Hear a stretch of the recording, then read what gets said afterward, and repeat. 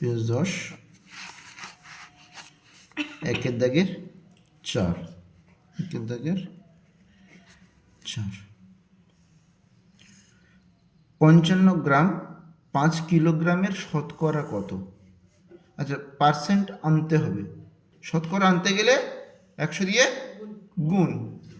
এবারে নিয়মটা কি, আগে লিখতে হবে 5 কিলোগ্রাম মানে কত গ্রাম, সব কটার এককে কি আনতে হবে। হ্যাঁ, 5 কিলোগ্রাম সমান 5000 গ্রাম। এবারে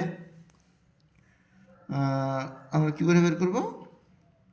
55 গ্রামের বলেছে, তাহলে 55 গ্রাম 5 কিলোগ্রামের শতকরা কত, তাহলে 5 কিলোগ্রাম মানে 5000 গ্রাম।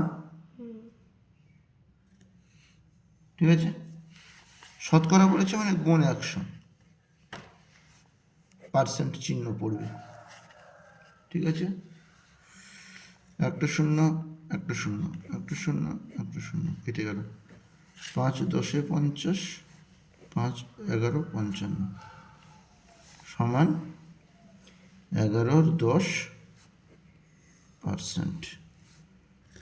1/1 10%।